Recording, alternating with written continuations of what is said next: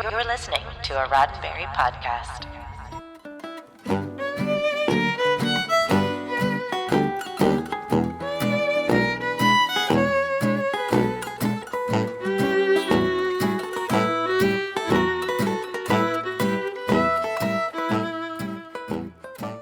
Ahoy and welcome into another episode of Talking Ted presented by Bear Fight Whiskey.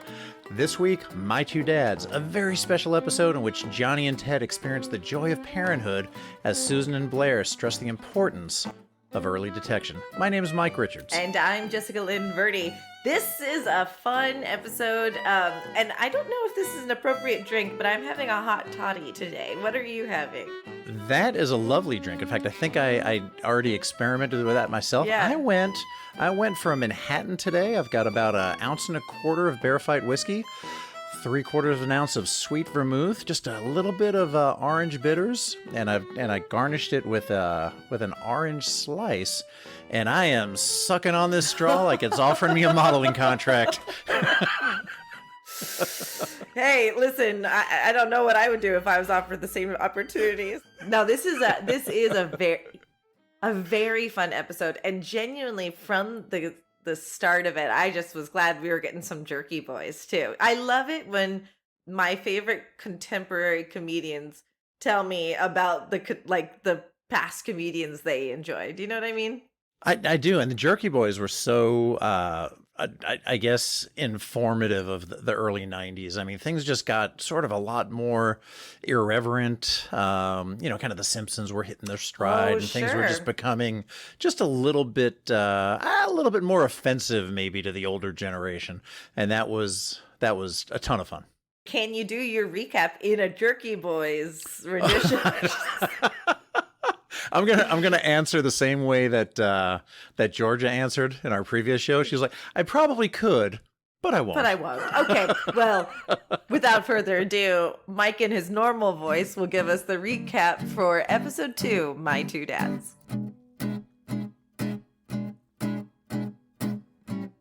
Johnny and Ted agree that the Jerky Boys are the world's greatest living comedy geniuses. By the way, the Jerky Boys was the working title of episode 3. Anywho, Ted and Johnny are off to the restroom, where Clive et al. Do the whole bully thing. This leads the boys to ask, WWTJBD, or what would the Jerky Boys do? Of course they would crank call Clive, tell him it's his dad, make him go to Friendly's in a sailor suit where Dad, quote unquote, stands him up. But it's okay because the waitress delivers a message which, for some reason, she reads verbatim. Feeling bad about how they treated Clive, they try to make it right by shoplifting a Sega Genesis. Naturally. Bonding with a mall cop / would-be actor. Been there. Assuming the duties of Clive's parents. Sure. Hiring said mall cop to play Clive's dad at a surprise birthday party, and finally getting busted by Clive, who sees the good that they did as they hug it out to the sweet, sweet sounds of the late, great Harry Chapin. Easy, Lenny. Don't kill the rabbit. Meanwhile, Susan and Blair convince Maddie to go get a colonoscopy, which forces him to confront some of the trauma he experienced in Vietnam. I almost forgot that was part of this episode. Great friggin' recap, Mike. Oh, thanks, Jess. Can we just ignore that part? I sometimes gloss over the B plot in these, but I think now that I wrote that recap, I do feel like a proper seaman. So there we go. There we go. Do you know where they put the wand when they're done with it? Oh God! Because Blair does. Oh God! Oh God! No! Oh God!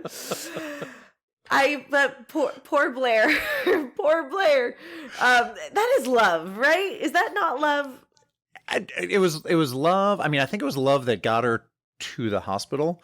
I think it was $300 that got her under the gurney. Again, what one wouldn't do for a modeling contract or $300 in 1993. I'm sure she didn't anticipate. I don't know.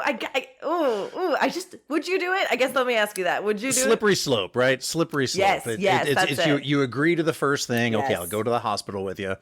Okay, we'll see if the doctor says it's okay if I go into the ER. He said no. And then it's like, okay, so what's the next step after that? You can back out, all of which up till now has been for naught, or you can continue on in a more or less ride or die fashion. It's like, what did she expect though? What did he expect? When you got to stop me from saying things. It's been La la la la la la la. It's been about a month now since I watched this episode for the first time with my boyfriend, and up to just yesterday, he'll quote back to me, "This is sexual for me." When the doctor admits to that in the operating room, which is it's the obvious joke, but it's such a good obvious joke. Do you know what I mean? And it was so outlandish when Maddie said it to begin with.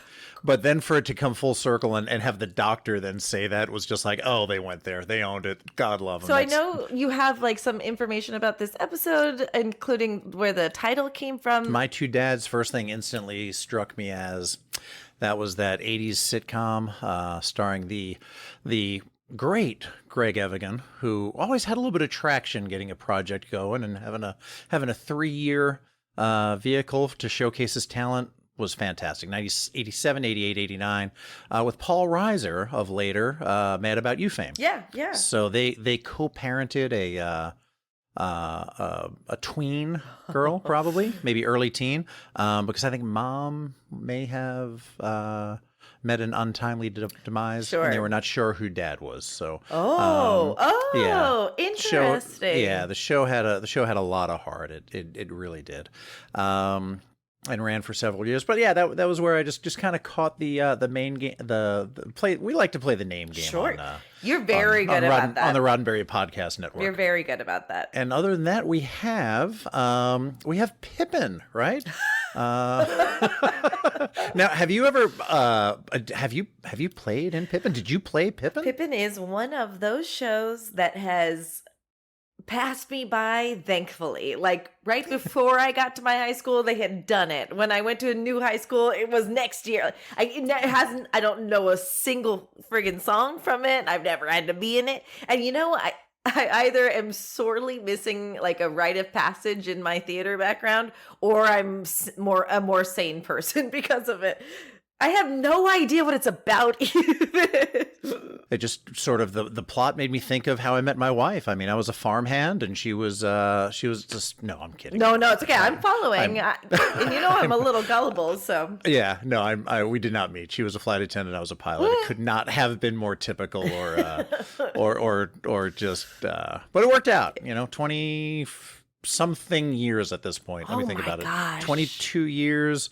Probably around the time this episode drops. So wow. Yeah. It's congratulations. That's beautiful. Thanks. Just keeps getting better and better. But Pippin, who or the mall cop that played Pippin was played by Don Lake, who's been around forever as a character actor. If you want to see him in something more recent, Space Force, just to bring it a little sci-fi connection on Netflix, also starring Steve Carell, which is a parody of the latest branch of the U.S. Armed Services. It's a space farce, as I like to call it, actually. Yeah.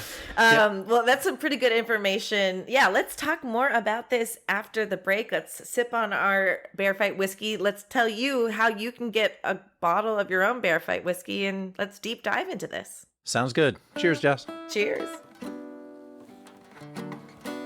Hey, folks. We're here to talk to you about Bear Fight whiskey, how much we've been enjoying it, and how you can enjoy it yourselves. I'm a whiskey drinker through and through, and I think I have found my new favorite go-to in Bear Fight whiskey. It's a little bit of scotch, it's a little bit of bourbon, it's a little bit of grape, and we want to extend a discount to you so you can sip right along with us. Bear Fight whiskey is an American single malt. It's one of the most awarded single malt whiskeys in the U.S. It's a simple recipe, it's a fantastic flavor, and it goes great with anything. So head over to bearfightwhiskey.com, type in BF20 at checkout, and get yourself $20 off of shipping. And now, back to the show.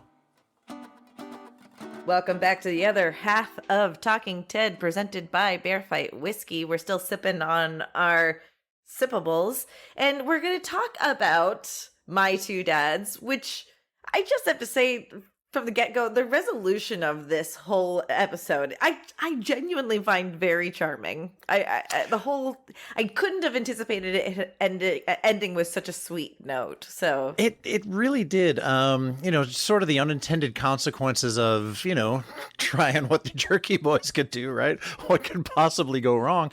But they found out that they care about this person, Clive, even though he's let's see, what do they call him? A steroid junkie with a pee fetish. Yes. Nothing against Clive, but I think I would question whether or not what he's eating is steroids. Just I'll throw that out there. And it kind of seemed like he was not the one with the pee fetish, based on Ted's convo. Well, I think the Royd comment is that he's just angry. He's just so angry. Mm-hmm. And I mean, right, he's a Royd big rage. Kid. Right. Yeah. He's a big kid, though. But what they do pretty well, bullies suck, right? And you expect a bully to be in a high school movie, especially when you got a kid who's got a best friend out of a teddy bear.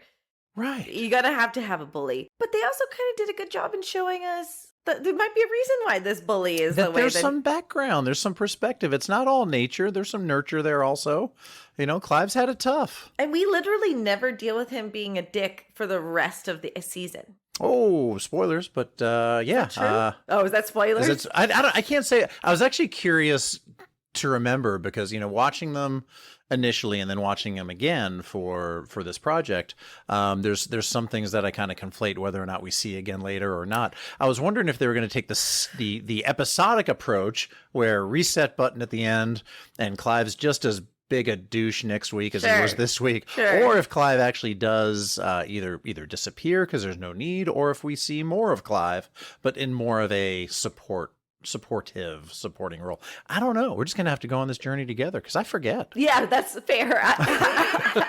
Let's put it this way: you're doing a better job at remembering this than me. So I think I just do like that there are repercussions to their actions here, both negative and positive, and it's just fun to see them bicker as parents too. Once they realize when they get him to dress up in this Chips Ahoy outfit and go to what is it? Fridays? Not Fridays. They go to Friendlies. So Friendlies. that is such an East Coast thing, I think, right? As a Southern California, you have no idea, right? This is out of my league. Okay, so it is a slightly better than fast food, almost like a Denny's. Is it like a Waffle House-esque? No, way nicer than that. Okay. Yeah. I'd say it's nicer Shots than Denny's. fired, Waffle House. More, way nicer.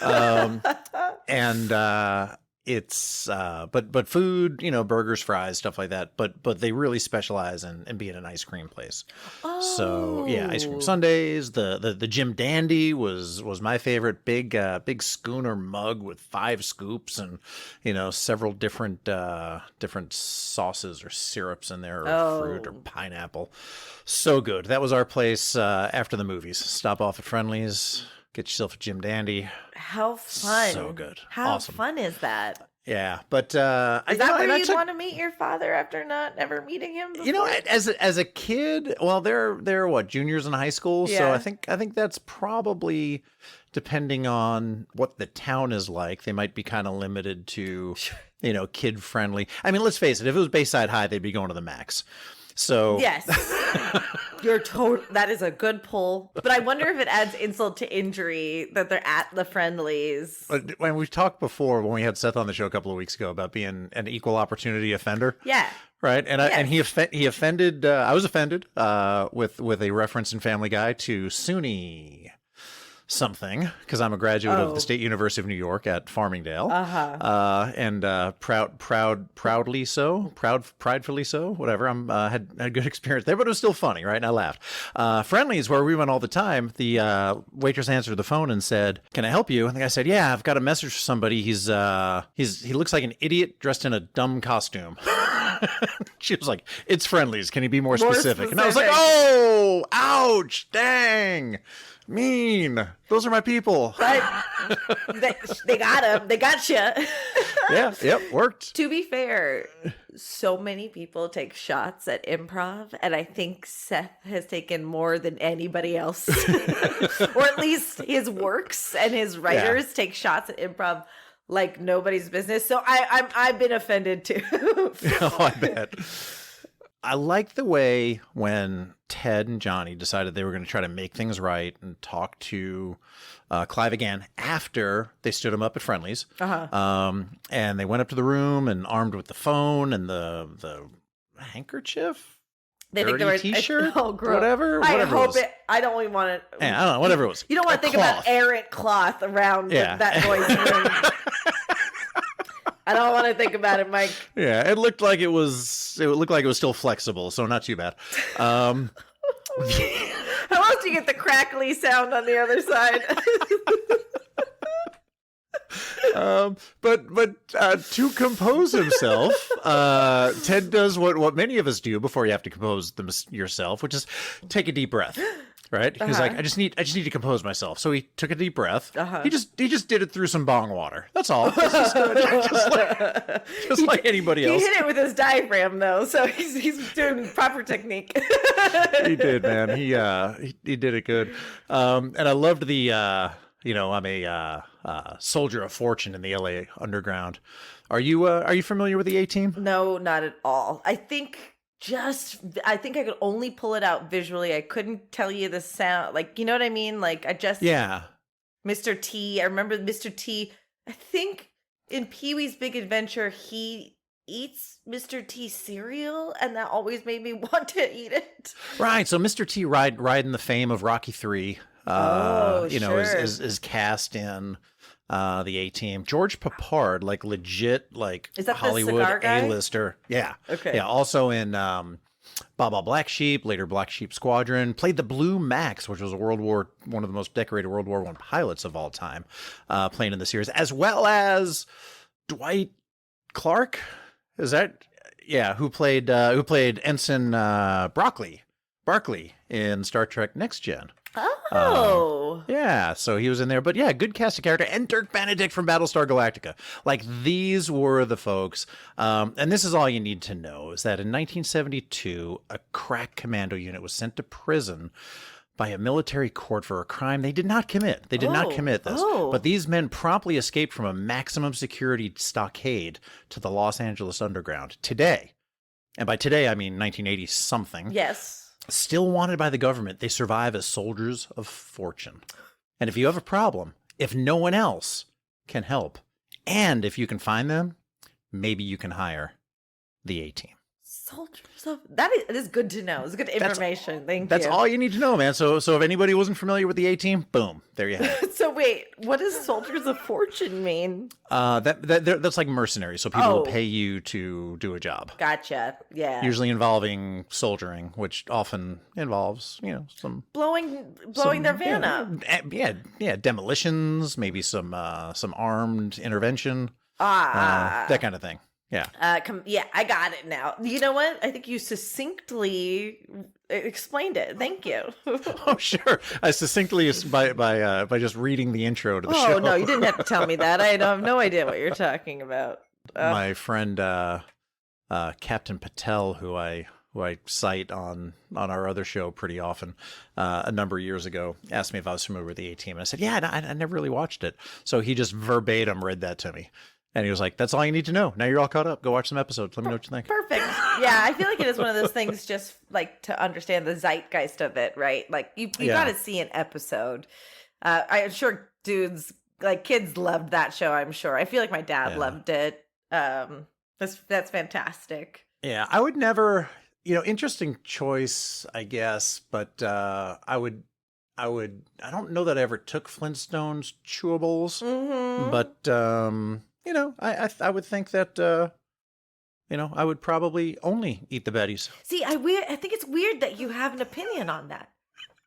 Well, the reason I formed this opinion was because in like trivia and goofs about this episode, there were Betty Rubble Flintstone chewables, but not until like 1996. Weird. So yeah, so it's actually a goof.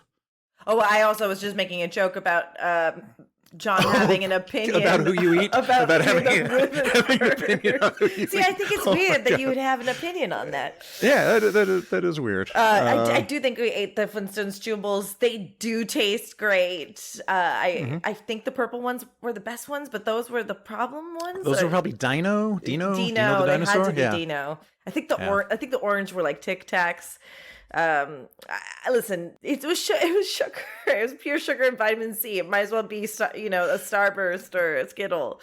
That's true. Is that really all that was in those? I can't imagine it's much more than that. It's probably just like because like vitamin C is like what makes a sour Skittle sour.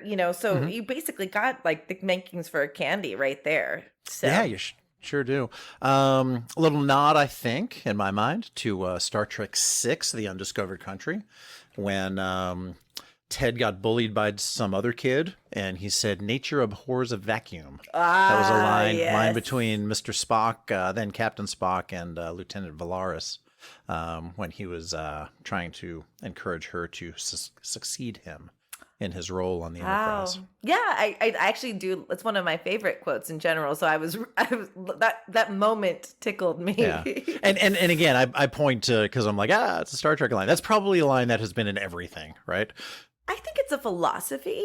Yeah. But I think, and leave it to Star Trek to leave no philosophy unturned or unexplored, boldly going where many philosophers have gone before. But I think that it would be fair to, you're pretty good at pointing out the direct, listen, we're dealing with a bunch of Star Trek guys on the writer's room anyway. And, basically, I can't imagine it wouldn't fill that void.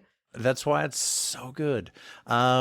You worked in, I think, in the service industry for a while. Did, yes. I worked in the service industry for a while. Waiter, bartender, as we talked about. Yeah. With my Manhattan Graphite whiskey. And I have never, in the service industry, dealt with those tins, right? Those tins filled with hamburger water and all the hamburgers sitting in the water. You've seen that in high school cafeterias, maybe at a cookout, things like that? Any thoughts on why are they just sitting in water? Seems like a normal thing to do. Remind me what part this happens. At the picnic, right? It was either the picnic. I thought it was maybe the high school cafeteria. The cafeteria. So my guess is it's because it's defrosting. Because I just went to a car show a couple of weeks ago, and it was a fantastic event. It was at a car dealership, and they roll the red carpet out for you, because in addition to, charging people, a little bit of money to register for the show and selling other raffle things and stuff like that, it was kind of a nice event. They raised about $3,000 for leukemia research. Beautiful. Which was fantastic. And they had they were cooking burgers, hot dogs, bottles of water were out, bottles of soda, things like that. But when dude would bring in the tray of burgers from the outside to the inside and put them on the table at the end of the buffet line, right into a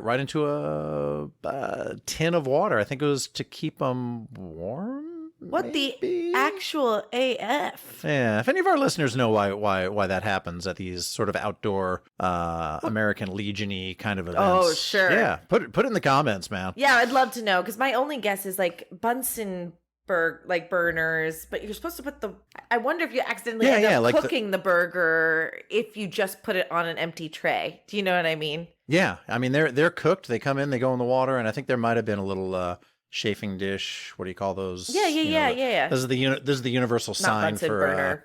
Yeah, it's not a Bunsen burner, but it's that little wax thing that lights the thing up. I think I've called them Bunsen burners in the wild, and I think he's my favorite Muppet. By the way, I really do. Okay, I was home alone about a month ago when I realized that all of the Muppet shows were on Disney Plus, and we're not advertising for them, but feel free to send us some money, Disney Plus. Never in my life did I wish that I was already retired as I was at that moment. That you could we could make a whole podcast out of just rewatching them. They're please. So excellent. Please, John Champion, get that greenlit, please. I actually just showed Alex Muppets Take Manhattan, and he had never seen it before. And he's like, aside from all the cameos, I thought it was charming because the cameos are a little outdated. And then the modern ones, more modern ones anyway. With Jason Segel are so good. Right. He was just such a joy to meet when I had a chance to chat with him at a Christmas party we both attended last year. It was that's right. Yeah, such a gentleman. Just such a Marshall Erickson. It's one of those things, I don't know what that means, but it's one of those things, if you don't meet Jason Segel in LA, you haven't been to LA. He haunts all the bars on Laurel Canyon, so you hit each one, eventually you'll meet him. Oh my gosh, I thought that was such a big deal too. No, it's excellent. I'm just saying he's out there, man. He's doing it. He's living. Fun fact, normally this kind of thing goes more at the top of the show under trivia and background information, but according to vetster.com, prolonged erections in dogs can potentially prevent the passage of urine, which is a medical emergency. Thanks, Mike. Anything else you want to talk about? Anything else I want you to edit out of the show? No, that was I just reacted that way for comedic effect. It's so fantastic. It's such a funny. It sounded like a bark, only happier. And the running bit of "Thank you for your service, stand down, soldier. Your job is done." Oh God, a lot of delivery of the line when he said the dog. The dog had an erection. And she looks at him and goes, "You were very good looking back then." Very handsome. God, I almost lost it at that point. I'm glad that was a factor for the dog. Jesus. I guess it was consensual. I can't anymore with this. We're moving on. I do love just such great references. Like you mentioned, Lenny, don't kill the rabbit. I actually call it, I don't know if you've experienced this, but I want to do it to my cats where I want to just squeeze them and bite their face. and almost kill them, not totally, but almost. Yeah. No. I hug on my dogs all the time, and I will hug you and kiss you and call you George. I do think that we shouldn't be talking about our pets directly after what we just talked about. But my point is often I refer to myself as having the Lenny syndrome, where it's just like, so it's very funny that they do that. And then, of course, perfect. You can almost call it a mile away. They're going to play The Cat's in the Cradle. And it's perfect that they did, because you need to. It's so good. Yep. So good. And the conversation before that, and you know what, I think it was a good conversation to have after talking about the dog, because, we, as a professional podcaster, Jessica, you need to find those segues, right? And find that segue you did. Thank you. Not everyone could do the job, but I served my podcast. Stand down, soldier. And I just, there was something about this, and things that are, I've been going through lately, but, what is a dad when Ted said that? And someone who believes in you, who roots for you and wants you to do your best, who's proud of you when you work hard and you win. Just one of those little things that, lets you know at the end of the show that, these guys, this kind of, washed up, jaded teddy bear, former child star, and his best friend / protege, their hearts are in the right places. I think that's exactly right. That's what I mean when I said, when we were talking about this at the top, like, it changed my perspective on, a lot of people think that you have to have the nuclear family, a 2.5 kids, white picket fence, a mom and a dad. Most of us didn't have that. Right. And many of us had multiple participants in the rearing of us, or just one.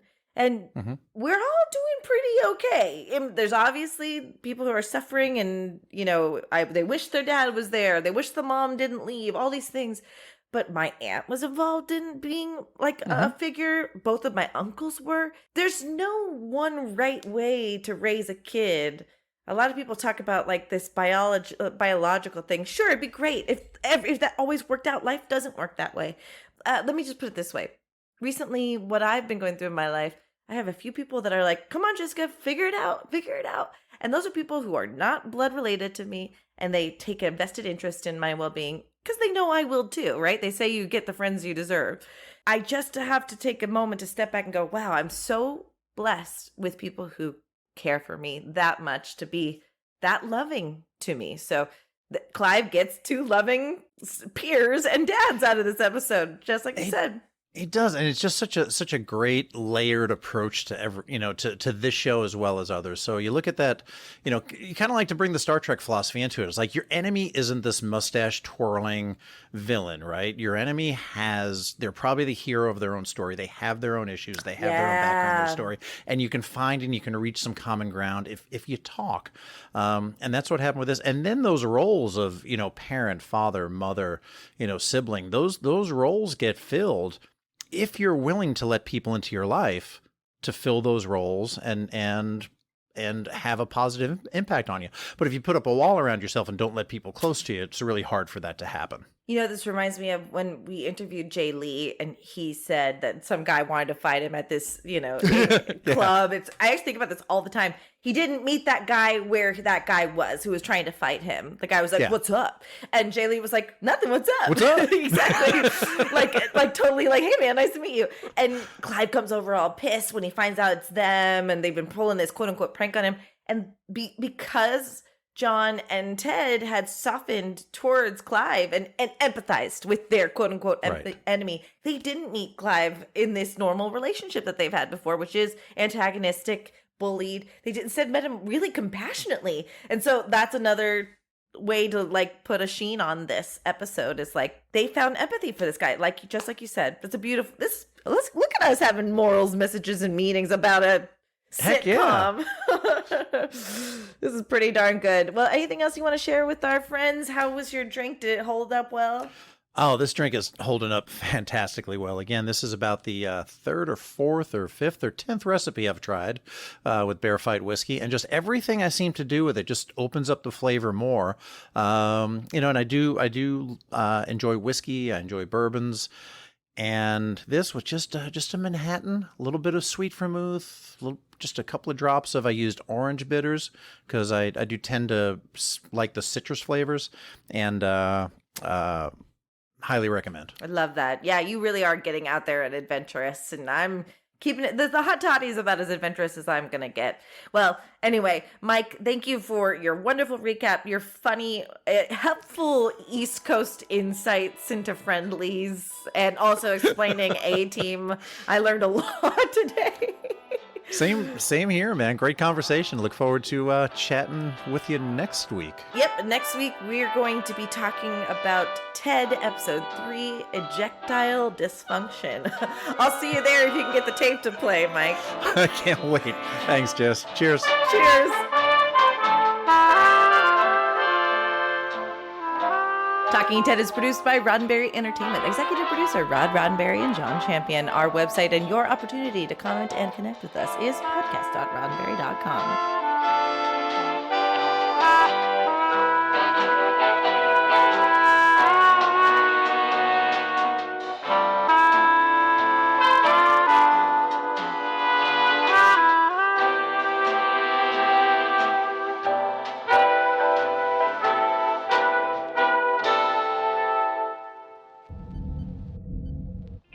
This is a Roddenberry podcast. For more great podcasts, visit podcast.roddenberry.com.